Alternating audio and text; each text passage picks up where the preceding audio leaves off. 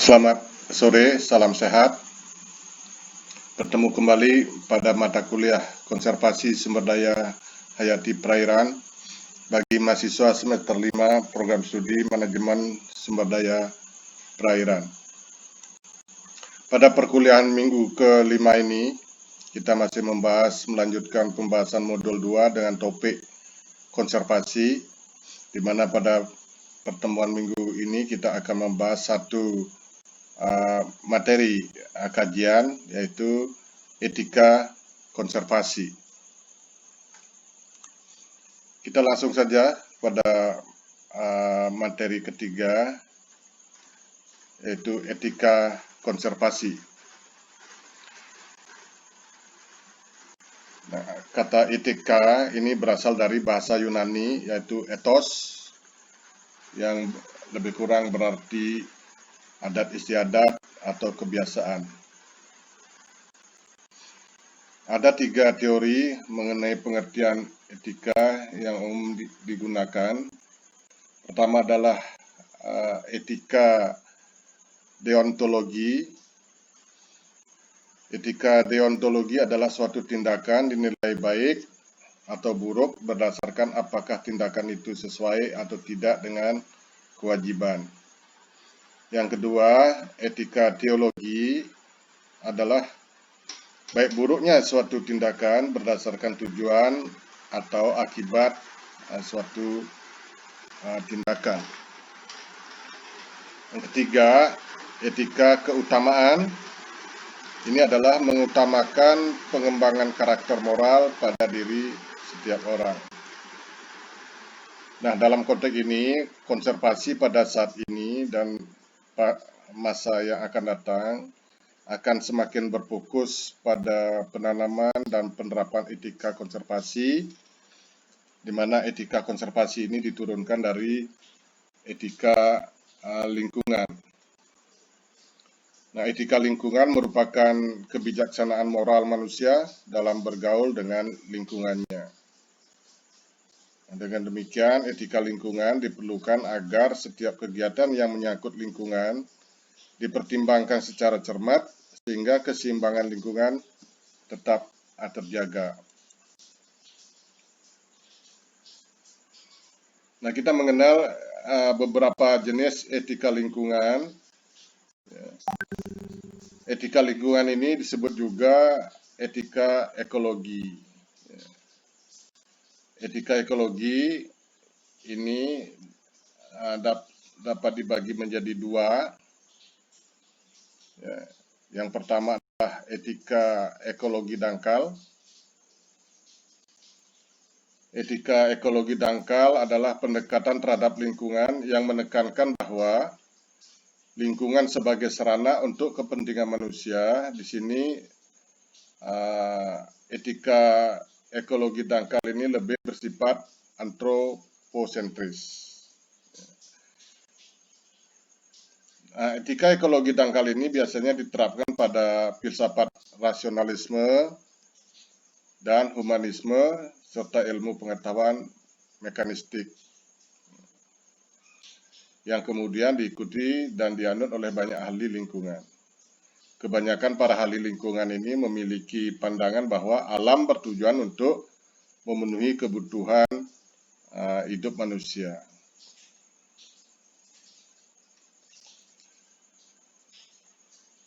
Secara umum, etika ekologi dangkal ini menekankan hal-hal sebagai berikut. Manusia terpisah dari alam, mengutamakan hak-hak manusia atas alam, tetapi tidak menekankan tanggung jawab manusia terhadap alam. Mengutamakan perasaan manusia sebagai pusat keprihatinannya, kebijakan dan manajemen sumber daya alam ini ditujukan untuk kepentingan manusia. Norma utama adalah di sini berlaku untung rugi. Kemudian mengutamakan rencana jangka pendek, pemecahan krisis ekologis, ini melalui pengaturan jumlah penduduk. Ini biasanya di negara-negara miskin. Menerima secara positif pertumbuhan ekonomi. Yang kedua adalah etika ekologi dalam. Nah, etika ekologi dalam adalah pendekatan terhadap lingkungan yang melihat pentingnya memahami lingkungan sebagai keseluruhan kehidupan yang saling menopang, ya, sehingga semua unsur mempunyai arti dan makna yang sama. Nah, etika ekologi ini memiliki prinsip, yaitu bahwa semua bentuk kehidupan memiliki nilai bawaan dan karena itu memiliki hak untuk menuntut penghargaan karena harga diri, hak untuk hidup, dan hak untuk berkembang. Premisnya adalah bahwa lingkungan moral harus melampaui spesies manusia dengan memasukkan komunitas yang lebih luas. Jadi komunitas yang lebih luas di sini maksudnya adalah komunitas yang menyertakan binatang dan tumbuhan serta alam semesta ini. Nah, secara umum, etika ekologi dalam ini menekankan hal-hal sebagai berikut. Manusia adalah bagian dari alam, menekankan hak hidup makhluk lain, walaupun dapat dimanfaatkan oleh manusia, tetapi manusia tidak boleh, tetapi makhluk hidup itu tidak boleh diperlakukan sewenang-wenang. Prihatin akan perasaan semua makhluk, ya, dan sedih kalau alam diperlakukan sewenang-wenang. Kebijakan manajemen lingkungan berlaku bagi semua makhluk. Selanjutnya, alam harus dilestarikan dan tidak dikuasai. Pentingnya melindungi keanekaragaman hayati, menghargai dan memelihara tata alam, mengutamakan tujuan jangka panjang sesuai kaidah ekosistem, mengkritik sistem ekonomi dan politik, serta menyodorkan sistem alternatif, yaitu sistem mengambil sambil memelihara.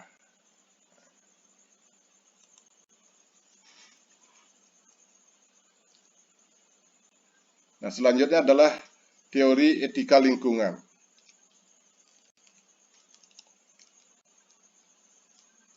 Jadi ada sejumlah teori etika lingkungan. Yang pertama kita bahas adalah teori antroposentris. Nah, teori lingkungan ini memandang bahwa manusia sebagai pusat dari sistem alam semesta. Ya, manusia dan kepentingannya dianggap yang paling menentukan dalam tatanan ekosistem dan dalam kebijakan yang diambil dalam kaitannya dengan alam. Ya, baik secara langsung maupun secara tidak langsung. Kemudian nilai tertinggi adalah manusia dan kepentingannya. Di sini berlaku nilai dan prinsip moral hanya berlaku bagi manusia dan etika hanya berlaku juga bagi manusia. Selanjutnya, antroposentrisme, ya, selain bersifat antroposentris juga sangat instrumentalistik. Artinya, pola hubungan manusia dan alam dilihat hanya dalam relasi instrumental. Ya, alam ini sebagai alat bagi kepentingan manusia. Ya. Sehingga apabila alam atau komponennya dinilai tidak berguna bagi manusia, maka alam akan diabaikan. Jadi ini bersifat egoisme, ya, egois. Karena bersifat instrumentalik dan egois, maka teori ini dianggap sebagai sebuah etika lingkungan yang dangkal dan sempit, ya. Shallow environmental ethic. Teori ini dianggap sebagai salah satu penyebab, bahkan penyebab utama dari krisis lingkungan yang terjadi, di mana teori ini menyebabkan manusia mengeksploitasi dan menguras alam semesta demi memenuhi kepentingan dan kebutuhan hidupnya dan tidak peduli terhadap alam.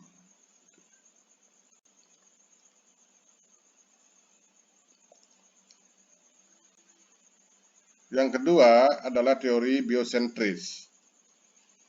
Teori lingkungan ini memandang setiap kehidupan dan makhluk hidup mempunyai nilai dan berharga pada dirinya sendiri. Mempunyai nilai eksistensi atau intrinsik. Tidak hanya manusia yang mempunyai nilai, ya, alam juga mempunyai nilai pada dirinya sendiri, lepas dari kepentingan manusia. Nah, teori biosentrisme ini menolak argumen antroposentrisme, karena yang menjadi pusat perhatian dan yang dibela oleh teori ini adalah kehidupan. Secara moral, berlaku prinsip bahwa setiap kehidupan di muka bumi ini mempunyai nilai moral yang sama sehingga harus dilindungi dan diselamatkan.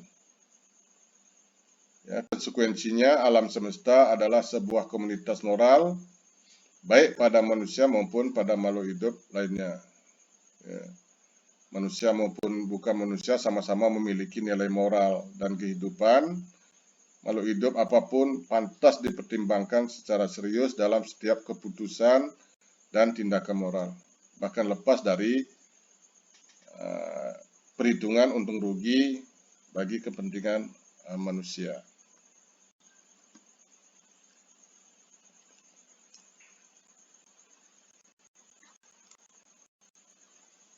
Berikutnya yang ketiga adalah teori ekosentris. Teori ini secara ekologis memandang makhluk hidup, ya, biotik, dan makhluk tak hidup, abiotik, ya, saling terkait satu sama lainnya. Nah, di sini etika diperluas untuk mencakup komoditas ekologis secara keseluruhan, baik yang hidup maupun tidak. Jadi kewajiban dan tanggung jawab moral tidak hanya dibatasi pada makhluk hidup. Ya, ini pada ekologi dalam, deep ekologi, ini menuntut suatu etika baru yang tidak berpusat pada manusia, tetapi berpusat pada makhluk hidup seluruhnya dalam kaitan dengan upaya mengatasi persoalan lingkungan hidup. Yang keempat adalah teori sosientris. Etika lingkungan sosientrisme ini adalah etika yang menekankan perjuangan hak-hak binatang. Karenanya etika ini juga disebut etika pembelaan binatang. Nah, tokoh bidang etika ini yang kita kenal dengan nama Charles Britt, ya, di mana menurut etika ini binatang mempunyai hak untuk menikmati kesenangan karena mereka dapat merasa senang dan harus dicegah dari penderitaan. Sehingga bagi para penganut etika ini, rasa senang dan penderitaan binatang dijadikan salah satu standar moral. Yang kelima adalah hak asasi alam. Makhluk hidup selain manusia, ya, tidak memiliki hak pribadi. Namun makhluk hidup membutuhkan ekosistem atau habitat untuk hidup dan berkembang. Makhluk hidup seperti binatang dan tumbuhan juga mempunyai hak, meskipun mereka tidak dapat bertindak yang berlandaskan kewajiban. Jadi mereka ada dan tercipta untuk kelestarian alam ini. Ya. Maka mereka juga mempunyai hak untuk hidup. Ya, hak itu harus dihormati berdasarkan prinsip nilai intrinsik yang menyatakan bahwa setiap entitas sebagai anggota komunitas bumi itu adalah bernilai. Dengan demikian, misalnya pembabatan hutan secara tidak proporsional atau penggunaan binatang sebagai objek eksperimen, ini penganut teori ini tidak dibenarkan.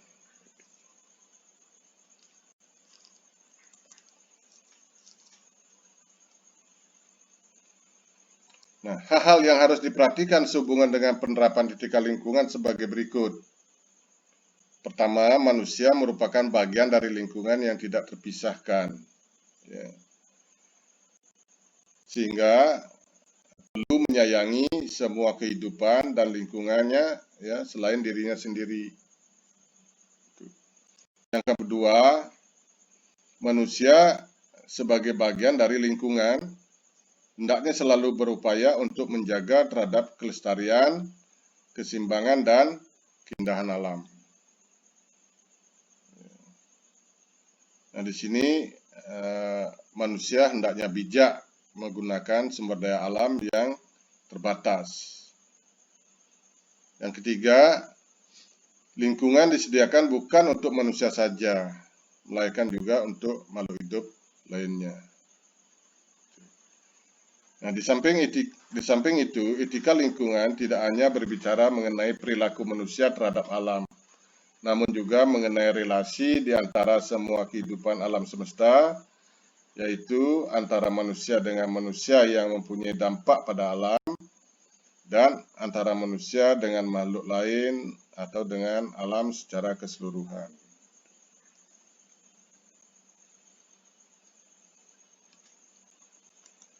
Berikutnya adalah kita akan membahas tentang prinsip-prinsip etika lingkungan dan konservasi.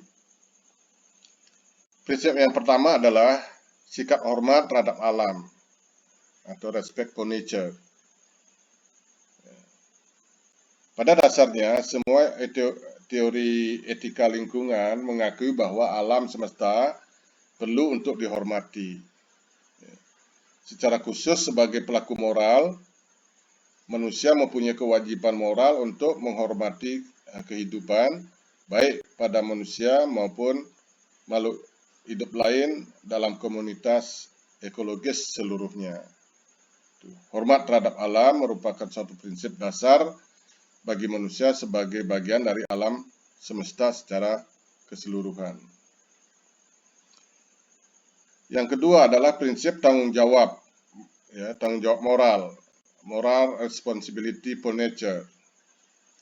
Nah, setiap bagian dan benda di alam semesta ini diciptakan oleh Tuhan dengan tujuan masing-masing, terlepas dari apakah tujuan itu untuk kepentingan manusia atau tidak. Oleh karena itu, manusia sebagai bagian dari alam semesta bertanggung jawab pula untuk menjaganya.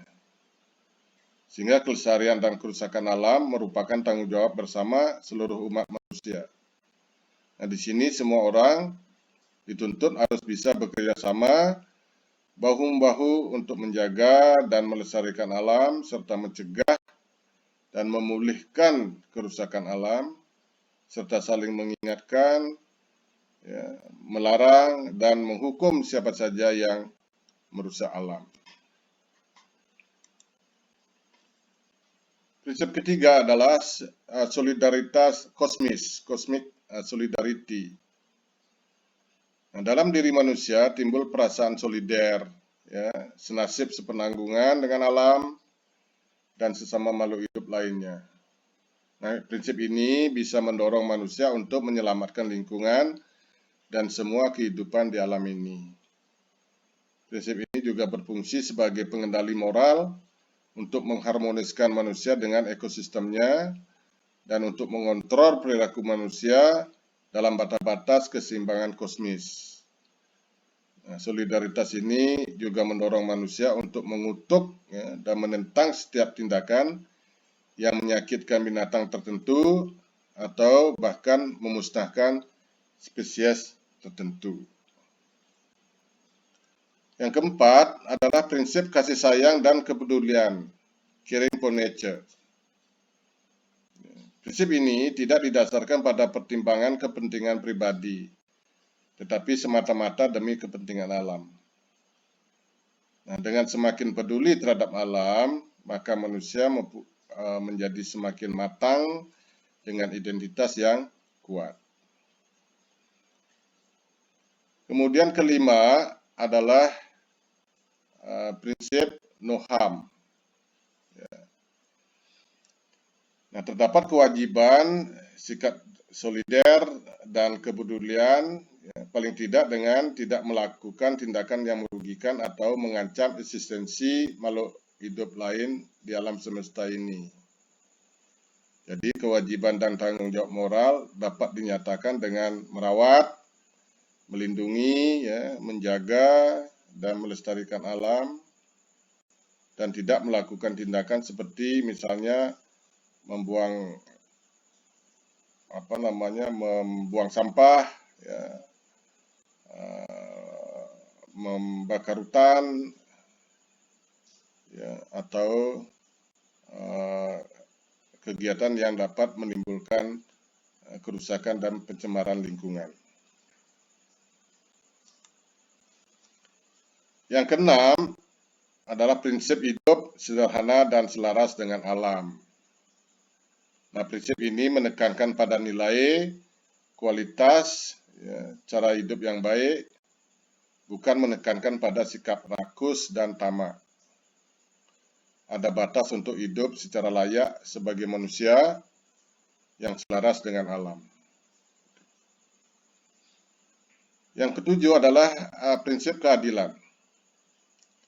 Prinsip ini menekankan bahwa terdapat akses yang sama bagi semua kelompok dan anggota masyarakat untuk ikut dalam menentukan kebijakan pengelolaan dan pelestarian serta pemanfaatan sumber daya alam.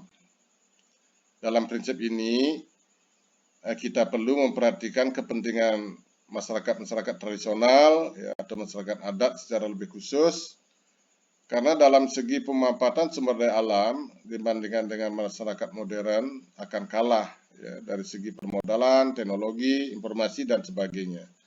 Sehingga kepentingan masyarakat sangat rentan dan terancam. Yang kedelapan adalah prinsip demokrasi.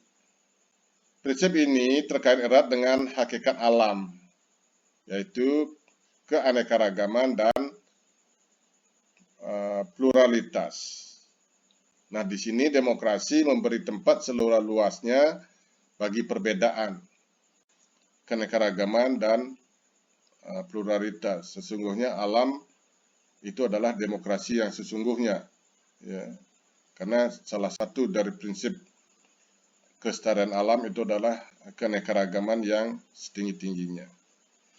Prinsip ini sangat relevan dengan pengambilan kebijakan di bidang lingkungan dan memberikan garansi bagi kebijakan yang pro lingkungan hidup. Dalam prinsip ini tercakup beberapa prinsip moral, antara lain demokrasi menjamin adanya keanekaragaman dan pluralitas yang memungkinkan nilai lingkungan hidup mendapat tempat untuk diperjuangkan sebagai agenda politik dan ekonomi yang sama pentingnya dengan agenda-agenda lainnya. Terakhir adalah prinsip integritas moral. Prinsip ini terutama untuk pejabat publik, agar mempunyai sikap dan perilaku moral yang terhormat, serta memegang teguh prinsip-prinsip moral yang mengamankan kepentingan publik untuk menjamin kepentingan di bidang lingkungan hidup. Nah, jadi demikianlah materi tentang etika konservasi agar dipelajari modulnya lebih cermat. Selanjutnya kita akan menuju ke sisi diskusi. Demikian, atas perhatiannya diucapkan terima kasih.